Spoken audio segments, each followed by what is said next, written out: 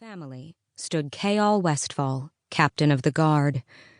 She looked up at him from the shadows of her hood, taking in the lines of his face. For all the expression he showed, she might as well have been a stranger. But that was expected, and it was just part of the game they'd become so skilled at playing these past few months. Keall might be her friend, might be someone she'd somehow come to trust, but he was still captain, still responsible for the royal lives in this room above all others. The king spoke. "Rise."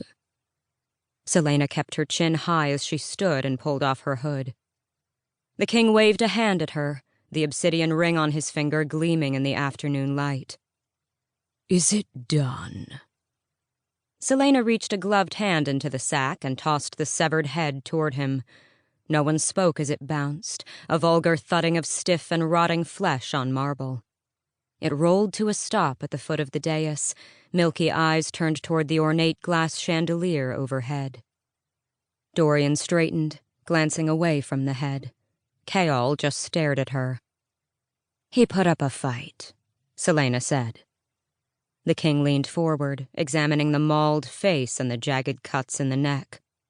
"I can barely recognize him." Selena gave him a crooked smile, though her throat tightened. "I'm afraid severed heads don't travel well."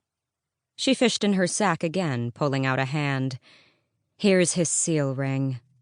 She tried not to focus too much on the decaying flesh she held, the reek that had worsened with each passing day. She extended the hand to Keall, whose bronze eyes were distant, as he took it from her and offered it to the king. The king's lip curled, but he pried the ring off the stiff finger. He tossed the hand at her feet as he examined the ring. Beside his father, Dorian shifted. When she'd been dueling in the competition, he hadn't seemed to mind her history. What did he expect would happen when she became the king's champion? Though she supposed severed limbs and heads would turn the stomachs of most people, even after living for a decade under Audurlin's rule. And Dorian, who had never seen battle, never witnessed the chained lines shuffling their way to the butchering blocks. Perhaps she should be impressed he hadn't vomited yet. "What of his wife?" the king demanded, turning the ring over in his fingers again and again. "Chained to what's left of her husband at the bottom of the sea," Selena replied with a wicked grin, and removed the slender pale hand from her sack. It bore a golden wedding band, engraved with the date of the marriage. She offered it to the king, but he shook his head. She didn't dare look at Dorian or Keall as she put the woman's hand back in the thick canvas sack. "Very well, then," the king murmured. She remained still as his eyes roved over her, the sack, the head. After a too long moment, he spoke again. "There is a growing rebel movement here in Rifthold, a group of individuals who are willing to do anything to get me off the throne, and who are attempting to interfere with my plans.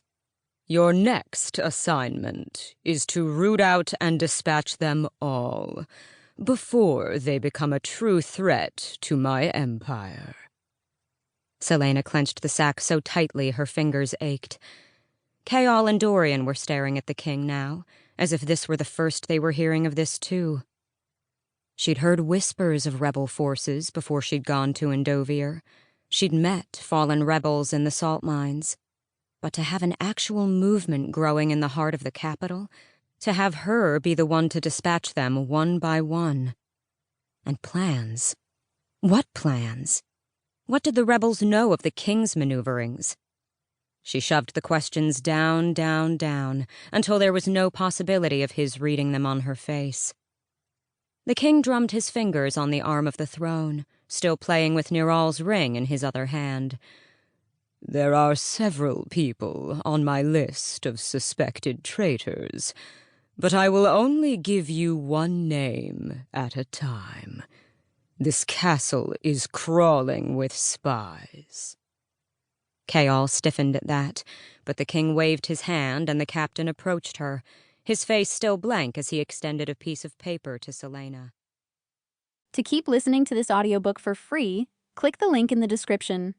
It will take you to a free Audible trial where you can listen to this and many other books for free for 30 days.